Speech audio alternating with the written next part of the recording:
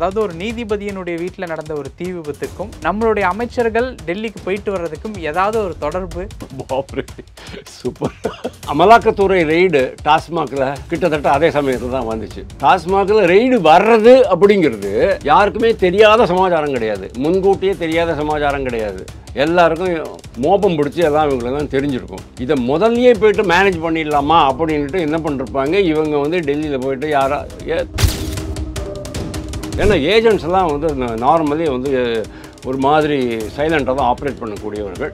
அதில் வந்து இவர் இருக்காரா அப்படின்னு நீங்கள் பார்க்கணும். அதாவது இந்த வர்மாங்கிறவர் யஷ்வந்த் வர்மாங்கிறவர் இருக்காரா அப்படிங்கிறது நீங்கள் பார்க்கணும். ஆனால் நீங்கள் வந்து குரோனாலஜி நீங்கள் பார்த்தீங்கன்னு சொன்னால் அது நடந்த நேரம், இது நடந்த நேரம், இது நடக்கின்ற நேரம், இது மூணையுமே நீங்கள் பார்த்தீங்கன்னு சொன்னீங்கன்னா தமிழ்நாட்டில் தான் நாம் வந்து ஆல் இண்டியா போனோம். உலகத்திலேயே தமிழ்நாடு தான் முதல். எந்த விஷயத்தில்? இந்த விஷயத்தில் இந்த ஊழல் வழக்கு, இந்த மாதிரி மணல் கொள்ளை, சாராய கொள்ளை, இதெல்லாம் வந்து சந்தேகமே கிடையாது. அப்பா கடைகள், இது வந்து நீதித்துறைக்கு ஒரு மிகப்பெரிய அவமானம்னு நான் பார்க்குறேன். நீதித்துறை வெட்டி தலை குனிய வேண்டிய ஒரு சம்பவம் தான் இது. இதை வச்சு நீதித்துறையில் இன்னும் சில சீர்திருத்தங்கள் கொண்டு வர முடியுமா? எனக்கு வந்து நீதித்துறை மேலே நிறைய கம்ப்ளைண்ட் இருக்குது. தமிழ் ஏகப்பட்ட கம்ப்ளைண்ட் இருக்குது.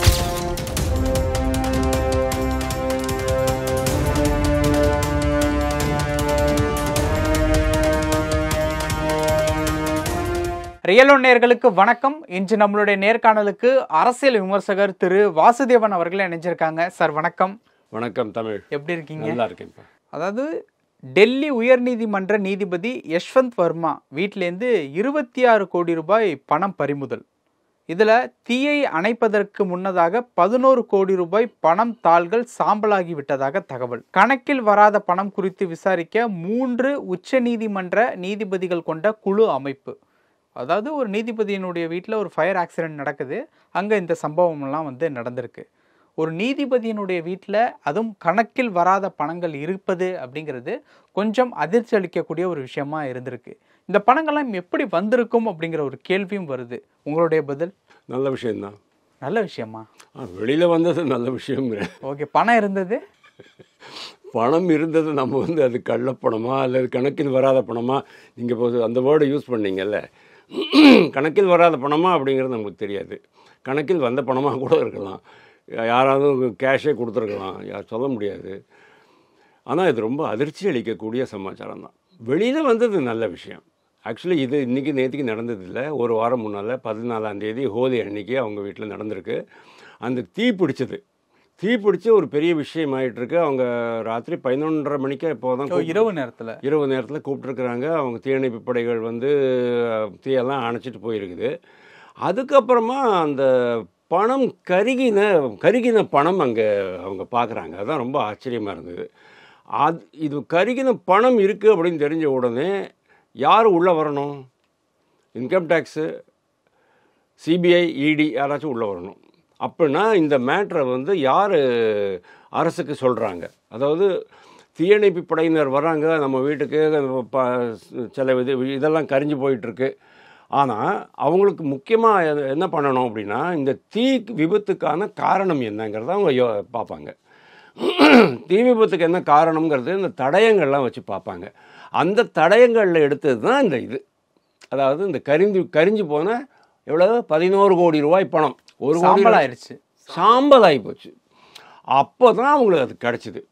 கிடச்ச உடனே அவங்க வந்து போலீஸில் ரிப்போர்ட் பண்ணிருப்பாங்க. போலீஸ்காரங்க என்ன பண்ணிருப்பாங்க, இவருக்கு ஜட்ஜி அப்படிங்கிறதுனால, அதுவும் ஹைகோர்ட் ஜட்ஜி அப்படிங்கிறதுனால அவங்க ஹைகோர்ட்லேயோ சுப்ரீம் கோர்ட்லேயோ இன்ஃபார்ம் பண்ணிருப்பாங்க.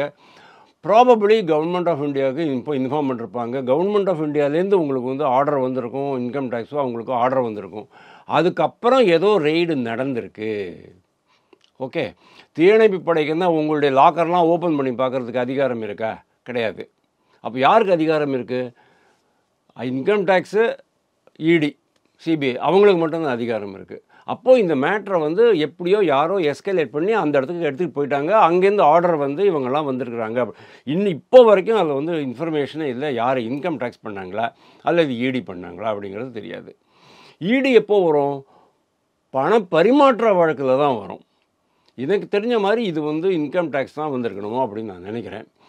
எதுவாக இருந்தாலும் சரி, மேட்ரு வந்து சுப்ரீம் கோர்ட்டுக்கு போன உடனே சுப்ரீம் கோர்ட்டில் சஞ்சீவ் கண்ணா வந்து ஐ மீன் தலைமை நீதிபதி உடனே ஆர்டர் போட்டுட்டார். 3 ஜட்ஜு உள்ள ஒரு குழுவை நியமித்து இதை வந்து என்கொயரி பண்ணுங்க அப்படின்னு சொல்லி அவரை உடனே ட்ரான்ஸ்ஃபர் பண்ணிட்டாங்க. ஆனால் ட்ரான்ஸ்ஃபர் பண்ணுறது மட்டும் ஒரு இதுவா அப்படின்னா, ஏன் அவங்க ட்ரான்ஸ்ஃபர் பண்ணாங்க அப்படின்னு சொன்னால், ஃபஸ்ட்டு உடனே ஒரு ஆக்ஷன் எடுத்த மாதிரி தெரியணும். ரெண்டாவது, அவரை ட்ரான்ஸ்ஃபர் பண்ணுறதுனால மற்ற தடயங்களை அவர் அழிக்காமல் இருப்பார் அப்படிங்கிறதுனால தான். நிறைய பேர் என்ன சொல்கிறாங்க, ஒரு வெறும் ட்ரான்ஸ்ஃபர் மாற்றல் பண்ணினா போதுமா அப்படின்னு சில பேர் கேட்குறாங்க. நிறைய பேர் இந்த மாதிரி கூட பேசுகிறாங்க. தமிழ்நாட்டில் கூட போலீஸில் பாருங்களேன், தமிழக போலீஸில் வந்து யாராவது ஒருத்தர் ஏதோ பண்ணிட்டாங்க அப்படின்னு சொன்னால் உடனே மாற்றல் செய்து விடுவார்கள். கள்ளக்குறிச்சிக்கு சாராயத்துக்கு அந்த எஸ்ஐ சாராய சாவுகளுக்கு அந்த எஸ்ஐ மாற்றப்பட்டார் இல்லையா? அதே மாதிரி மரக்காணத்துலேயும் அதே மாதிரி ஆச்சு. அதாவது ஒவ்வொரு முறை நீங்கள் வந்து மாற்றல் தான் பண்ணிக்கிட்டு இருக்கீங்களே, தண்டனை கொடுக்க மாட்டீங்களா அப்படின்ட்டு அவங்க கேட்குறாங்க. ஆனால் ஒரு ஹைகோர்ட் ஜட்ஜுக்கெல்லாம் தண்டனை கொடுக்கறது அவ்வளோ சாதாரணமான விஷயம் இல்லை. இதில் வந்து ப்ரோட்டோக்கால் இருக்குது. அதாவது அந்த அவங்களுடைய அந்த அமைப்பு இருக்குது இல்லையா, அந்த காலேஜியம் அமைப்பு அப்படின்னு ஒன்று இருக்குது இல்லையா, அந்த அமைப்பின்படி என்னென்ன ப்ரொசீஜர்ஸ் ஃபாலோ பண்ணணுமோ அது ஃபாலோ பண்ணி தான் அவங்க தான் டிசைட் பண்ணுவாங்க. சரி, இந்த பணம் கள்ளப்பணமா இல்லையா அப்படிங்கிறது யாருக்கிட்டேயுமே சார், 2 லட்சத்துக்கு மேலே ரூபா 2 லட்சத்துக்கு மேலே நீங்கள் வந்து ஒரு பொருள் வாங்குறீங்கன்னு சொன்னால் கண்டிப்பாக உங்களுக்கு வந்து ஆன்லைனில் தான் பண்ணி ஆகணும், செக் மூலமாக தான் டிரான்சாக்ஷன் பண்ணி ஆகணும் இல்லையா? இல்லை இருக்கட்டும் எதாக இருக்கட்டும் இன்டர்நெட்டை தான் பண்ணி ஆகணும். அப்போ இவ்வளவு கேஷ் எங்கேருந்து வந்தது? அப்படின்னா இவங்க யாராவது சொத்தை விற்றுருக்கீங்களா? உங்களுடைய சொத்தை விற்று கள்ளப்பணமாக வச்சுருக்கீங்களா? இதெல்லாம் பெரிய கேள்வியாக வரப்போகிறது. ஆல் செட் அண்ட் டன் இது வந்து நீதித்துறைக்கு ஒரு மிகப்பெரிய அவமானம்னு நான் பார்க்குறேன். நீதித்துறை வெட்கி தலை குனிய வேண்டிய ஒரு சம்பவம் தான் இது. இதை வச்சு நீதித்துறையில் இன்னும் சில சீர்திருத்தங்கள் கொண்டு வர முடியுமா? எனக்கு வந்து நீதித்துறை மேலே நிறைய கம்ப்ளைண்ட் இருக்குது. தமிழ் ஏகப்பட்ட கம்ப்ளைண்ட் இருக்குது. எங்கே நீதி கிடைக்கணுமோ, நியாயம் கிடைக்கணுமோ, அங்கே நீதி நியாயம் கிடைக்கிறது இல்லை. 25 வருஷம் ஆனதுக்கப்புறம் கூட இப்போது நீதி நியாயம் கிடைக்க மாட்டேங்குது அப்படின்ட்டு சொல்கிறீங்க. தீர்ப்பு ஏதாவது மாற்றி கொடுக்கணுங்கிறதுக்காக யாராவது பணம் கொடுத்துருப்பாங்களோ? இதெல்லாமே காமன் நாலேஜில் இருக்கிறது தான். இல்லை, ஒரு டவுட்டு தானே? காமன் நாலேஜில் இருக்கிறது தான். நீங்கள் கேட்குற சரியான கேள்வி. ஏன்னா நீங்கள் அந்த பாயிண்ட்டுக்கு தான் வரீங்க. நான் நினைக்கல இது வந்து ஏதோ ஒரு பொருளை விற்றுருக்கிறாரு, நிலத்தை விற்றுருக்கிறாரு, ஃபார்ம் ஹவுஸை விற்றுட்டாரு, பில்டிங்கு ஃப்ளாட்டை விற்றுட்டாரு, அப்படிலாம் நான் நினைக்கல. கண்டிப்பாக நீங்கள் சொல்கிற ஆங்கிளில் தான் வரணும் இது. அதாவது நீதித்துறையிலையும் ஊழல் இருக்குது அப்படிங்கிறது நம்மளுக்கு தெரியும். நீதித்துறை வந்து ரொம்ப அப்பட்டமான துறை, அப்படியே ரொம்ப இது தேவலோகத்தில் இருக்கிறவங்க தான் இங்கே வந்து இருக்கிறாங்க. அதெல்லாம் நீங்கள் நினச்சிக்காதீங்க. நான் நினச்சிக்கல. எனக்கு ஏகப்பட்ட கேசஸ் தெரியும். நான் வந்து 34 வருஷம் சர்வீஸ் போட்டிருக்கேன். எவ்வளவோ கோர்ட்டில் போய்ட்டு கேசஸ் எல்லாம் ஹேண்டில் பண்ணியிருக்கேன். ஓகே, நீதிபதிகள் கூட பேச முடியாது, ஆனால் நீதிபதிகளுடைய ஏஜெண்டுகள் கூட நாங்கள்லாம் பேசியிருக்கோம். ஓகே, இப்போ நீங்கள் புரிஞ்சுக்கிறீங்க. அதுக்கு மேலே நீங்கள் கேட்கக்கூடாது. ரைட்டு, இதுதான் கண்டிப்பாக இருக்கும் அப்படிங்கிறது எனக்கு தெரியும்.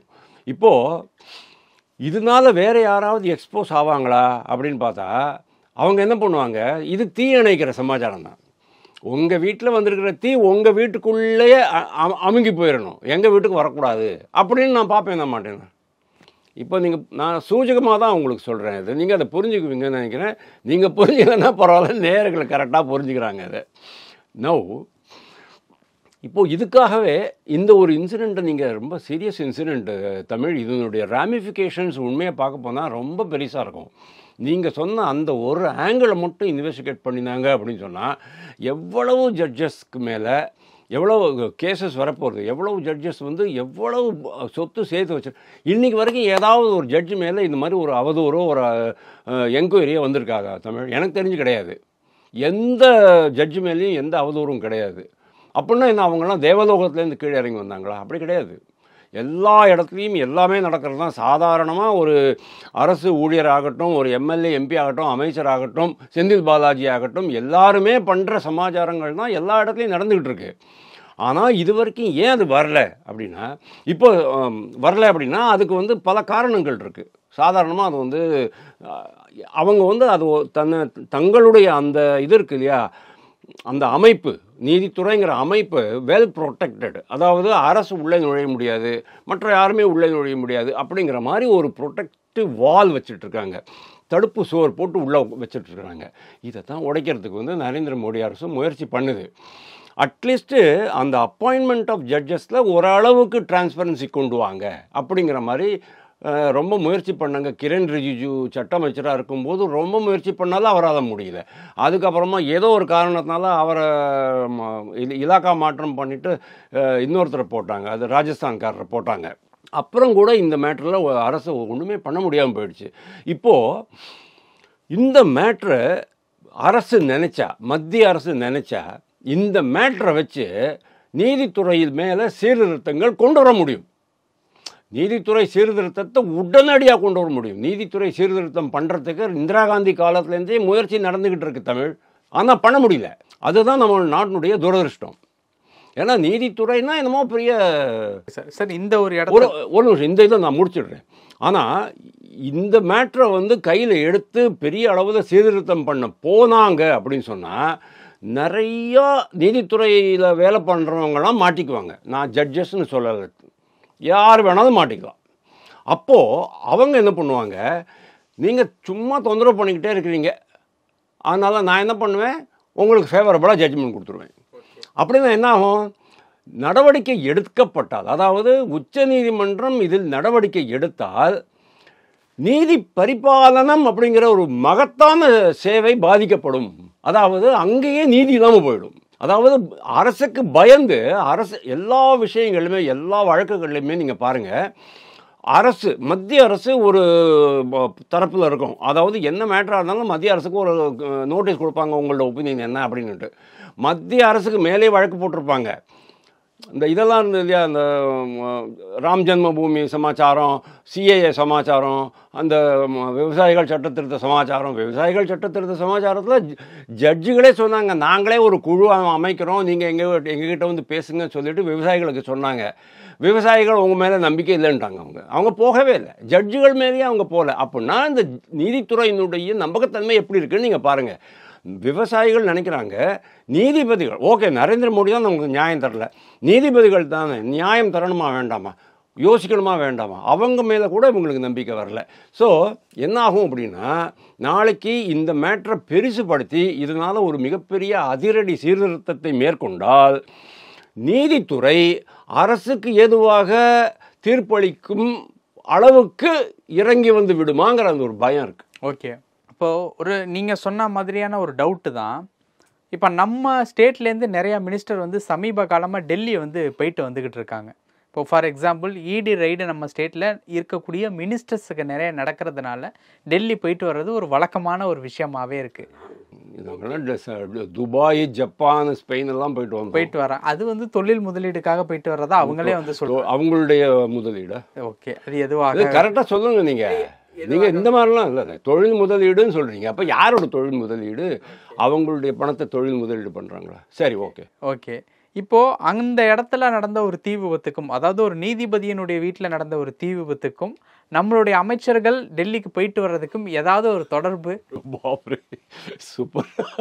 இல்லை, ஒரு டவுட்டு தானே. நீங்கள் முதல்ல சொன்ன அந்த ஒரு விஷயத்துக்கு தான் நான் வர்றேன். நீங்கள் குரோனாலஜி பாருங்கள்.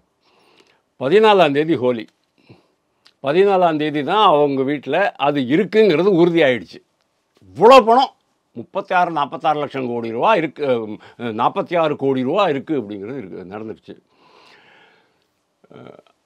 அமலாக்கத்துறை ரெய்டு டாஸ்மாகில் கிட்டத்தட்ட அதே சமயத்தில் தான் வந்துச்சு. டாஸ்மாகில் ரெய்டு வர்றது அப்படிங்கிறது யாருக்குமே தெரியாத சமாச்சாரம் கிடையாது, முன்கூட்டியே தெரியாத சமாச்சாரம் கிடையாது.